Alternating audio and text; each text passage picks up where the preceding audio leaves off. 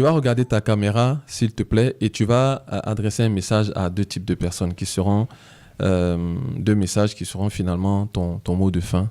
La première catégorie de personnes, ce sont les jeunes Africains qui peinent à trouver leur voie et qui, à un moment donné, vont voir ce podcast-là et vont dire que j'aimerais ressembler à ce monsieur. J'aime pas dire ressembler, j'aimerais aller plus loin que ce monsieur, puisque si il te ressemble finalement, c'est une sorte d'échec. Oui. Puisque tu as déjà tout fait, il te ressemble, il faut maintenant aller plus loin. Et puis aussi, de façon beaucoup plus globale, aux entrepreneurs, jeunes, vieux, femmes, hommes, peu importe.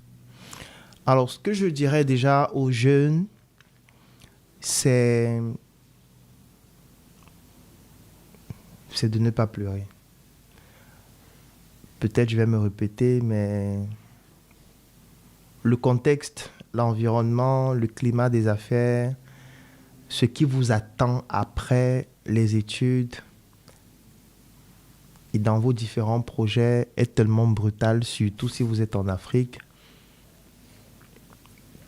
que la seule chose qui peut vous permettre de tenir, c'est la résilience.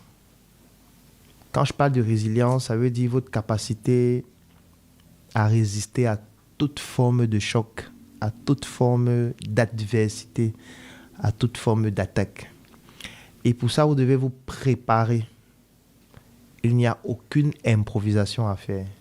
Si vous voulez vous lancer dans un domaine, formez-vous. Vous avez l'opportunité d'avoir aujourd'hui, au moins en Afrique, beaucoup de jeunes et de moins jeunes qui produisent des contenus de qualité, qui sont adaptés à notre contexte, qui partagent leur réalité, qui partagent leur expérience et qui vous permettent d'avoir des points sur lesquels vous pouvez vous appuyer afin de pouvoir vous développer.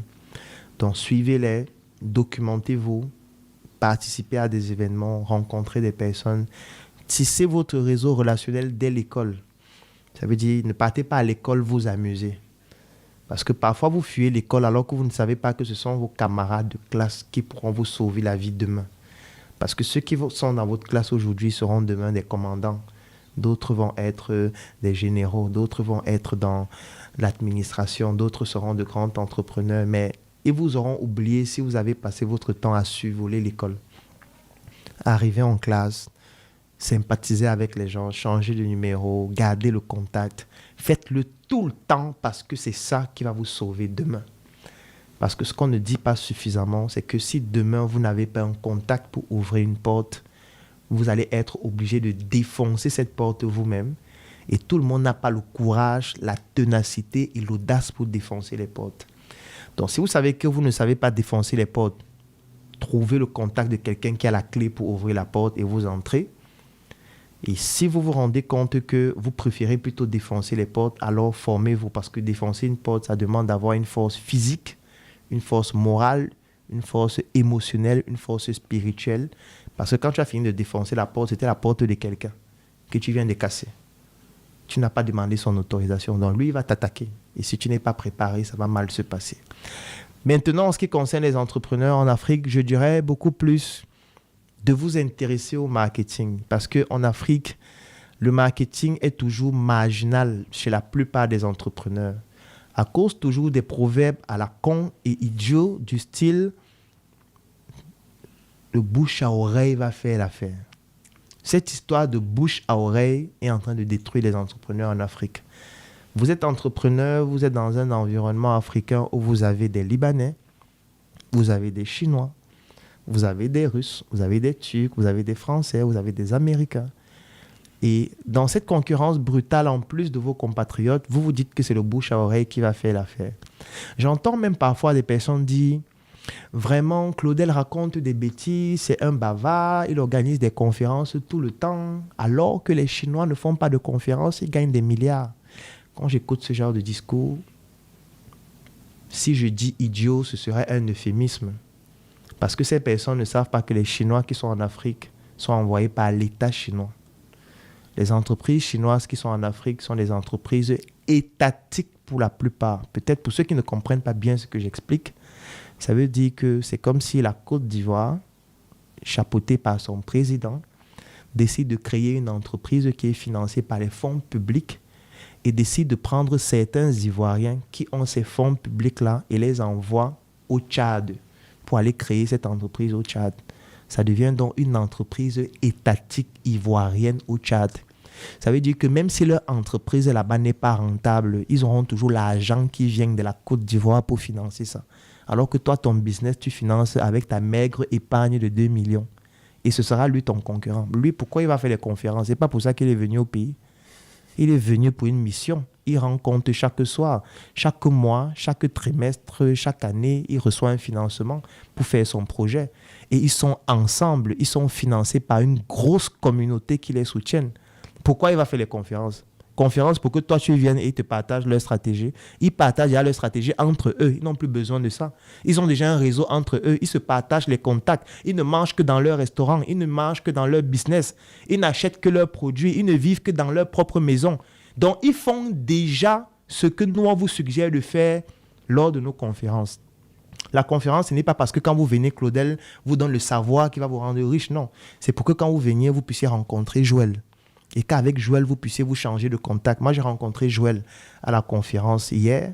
Ensuite, nous avons été au brunch ensemble. Aujourd'hui, nous sommes en train de faire un podcast ensemble. Qui sait, peut-être dans 6 mois, 1 an, on va travailler sur un projet ensemble. Peut-être dans 2 ans, on va collaborer sur une opportunité ensemble. Peut-être dans 10 ans, on va s'étendre en Occident ensemble pour faire quelque chose. Et ça découle de quoi? D'une conférence.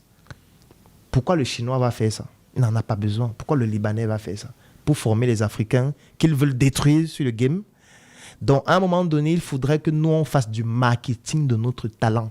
Il faut qu'on puisse vulgariser notre excellence, notre connaissance. Et aujourd'hui, on a en Afrique des jeunes qui excellent dans le domaine de l'audiovisuel, mais qui parfois n'ont pas l'opportunité de magnifier leur talent. Ces jeunes font dans le graphisme. Ils peuvent nous faire des visuels de qualité pour magnifier notre art. Ces jeunes font dans la photographie. Ils peuvent nous permettre de présenter nos produits de la meilleure des manières. Quand tu passes sur Internet, tu tapes à checker. Quelles sont les images qui s'affichent? La plupart des fois, ça ne ressemble pas à grand-chose. Parce qu'il n'y a pas un entrepreneur ivoirien qui a décidé qu'il va digitaliser de manière excellente tous les plats ivoiriens. De telle sorte que quand tu regardes uniquement les images, tu as envie de manger ce plat. Quand tu tapes crêpes sur Google, qu'est-ce qui s'affiche? Ça te donne envie de manger les crêpes. Parce qu'il y a des gens qui ont pensé à ce que l'image des crêpes soit la meilleure possible. On doit faire pareil pour nos produits, pour nos services, pour nos entreprises et même pour notre personal branding. Pareil pour les vidéastes, pareil pour les réalisateurs qui peuvent nous permettre au travers de la vidéo, au travers de l'image, de magnifier notre talent, de magnifier nos produits, de créer des spots. On a des experts en voix off qui peuvent nous permettre de mettre en place des stratégies de marketing sonore pour créer une identité sonore par rapport à nos produits, par rapport à nos services. On a tellement de talent en Afrique pour faire en sorte que notre marketing puisse coloniser le monde. Moi, on ne l'utilise pas suffisamment parce qu'on attend le bouche à oreille qui nous détruit. Donc, voilà ce que j'ai à dire aux entrepreneurs. Je n'ai pas envie d'être trop long, mais je pense que durant ce podcast, vous avez eu peut-être une partie de ce que nous savons qui pourra éventuellement vous aider à développer vos différentes initiatives. Merci Joël pour cette invitation. Wow. J'espère que ça a pu aider plusieurs. Merci à toi. Franchement, je t'écoute et puis je me dis, mais tu es sacrément béni, mon gars. Je te jure, je sais pas, c'est vraiment un talent, quoi. Parce que je te jure que, je sais pas pour eux, hein, peut-être que c'est parce que je suis déjà en admiration, mais quand on t'entend parler, on a envie que ça s'arrête jamais. Et je me dis qu'il faudrait que tu crées une station de radio. En fait, qui ne finit jamais, en fait. Donc, le gars, il met ça dans sa voiture, c'est du Claudel.